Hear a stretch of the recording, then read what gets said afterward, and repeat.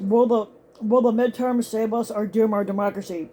Now, President Biden hasn't really been seen much in public as of late, but he did spend the week, but he did spend the whole week working on canceling $10,000 in student debt for people making less than $125,000 a year. It was also announced that struggling farmers will get some debt reduction relief via the new legislation passed by Congress, that is, by the Democrats and signed into law by Biden. Now, these combined efforts will go a long way into helping out many voters who follow Donald Trump and frequently vote Republican. If the Democrats can craft a competent message out of these actions, it could also help their cause in the upcoming midterms. And never fear, they'll find a way to muck it up. But what have the GOP done to help America this week? Donald Trump spent the last week screaming about the 700 pages of classified documents found at Mar-a-Lago as if he were a fucking toddler in a goddamn sandbox. Now, he kept repeating that they were his, which they weren't. The documents included material from the CIA, NSA, FBI, and on a variety of topics of national security interest. Trump had filed a frivolous lawsuit this week requesting that a special master be assigned to the case and that the documents Trump claimed were his, which they weren't. And he demanded that they be returned, which they would not be. Laughter can be heard across the country as lawyers capable of a cogent thought replied with a loud guffaw.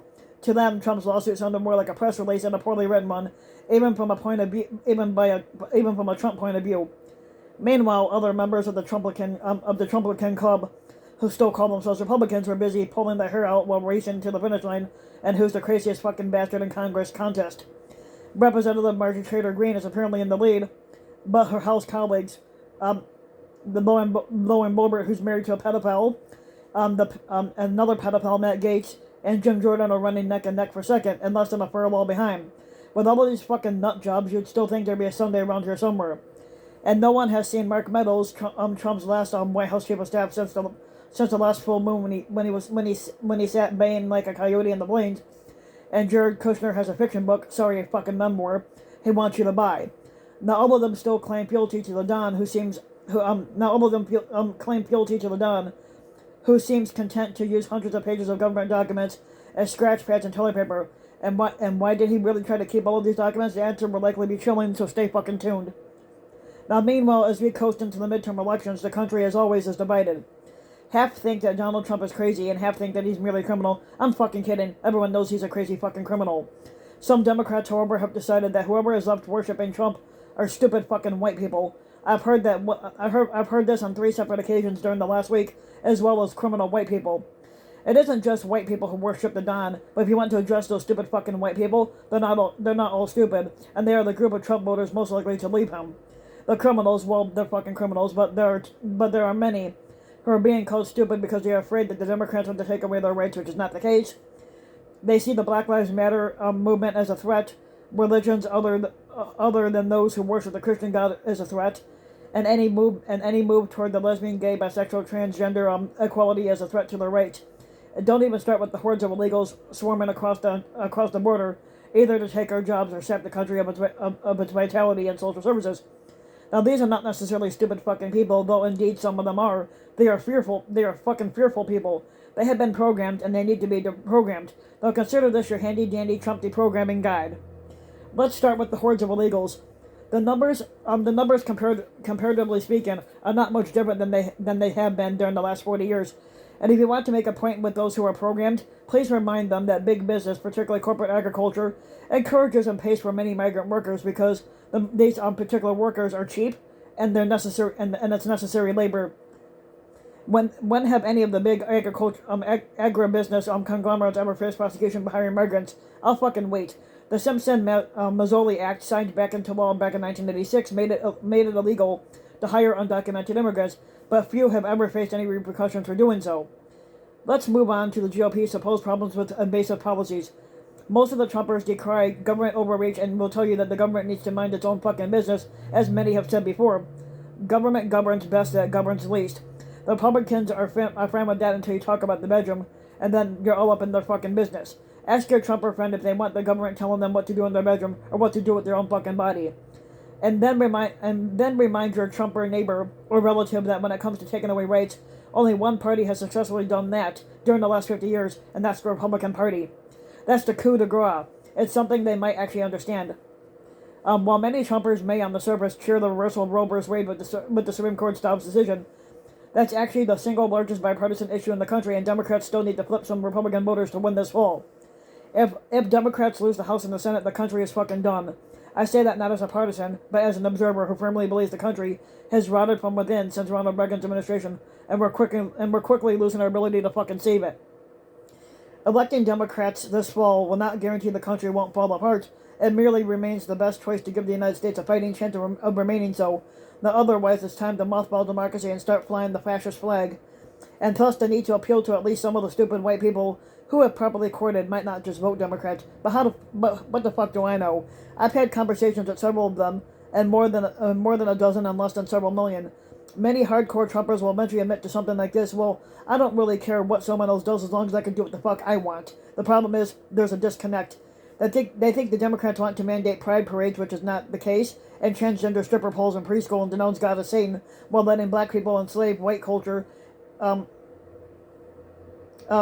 enslave white people as a cultural revenge for something their ancestors were guilty of. Call it fucking stupid, call it fucking ignorant, just fucking deal with it. That's what they want. Now remember, 90% of the population is ignorant, and the other 10% doesn't want to have anything to do with us. But hey, that 10% sure does like to vote in elections where 50% turnout is considered great. That 10% can make a huge difference. Of course, if you subtract the zealots who think God is running the country and spend more money on education, society would also benefit. But we're talking about short term here. Let's get through the midterms first. Much of the American voting public is just sentient enough to order McDonald's, only to have the order get screwed up in the drive-thru, and then they eat it anyway on the road to Walmart, where they'll go shopping in yoga pants and thongs for the cheapest buckets of lard and transmission fluid. America's shallowness runs fucking deep. The truth is, we face a monumental problems in this country that we cannot solve if we do not talk to each other, no matter how repugnant we may find our neighbors, friends, or relatives. I know others want to divide. I want to multiply. But when it comes down to it, we're a nation of spoiled children divided into tribes. I am reminded of a great line in the movie The American President that was delivered by Michael Douglas. America isn't easy. America is advanced citizenship. You gotta want it bad because it's gonna put up a fight, and it's gonna say you want free speech. But let's see you acknowledge a man whose words make your blood boil, who's standing center stage and advocating at the top of his lungs that which you would spend a lifetime opposing at the top of yours. I disagree with what many of the Trump supporters say, but I'll defend to the death your right to say it. That was the guiding principle. It has been abandoned as each side refuses to discuss common goals, and instead it seeks satisfaction in demonizing the others. Now, for the Republican Party, it isn't about issues, it's about Trump. It's about a cult that clings to whatever maniacal rantings are spewed from the carnivorous deaths of one man's demented soul, or from those into whom he's breathed life. For the Democrats, if they want to hold on to the Senate and the House, it has to amount to numbers, and they have them. The GOP does not. If everyone votes by party affiliation, and if everyone votes, the Democrats win. Gerrymandering aside, it will be tough for Republicans to hold on to anything. Republicans have no issue that resonates with the majority of the voting public.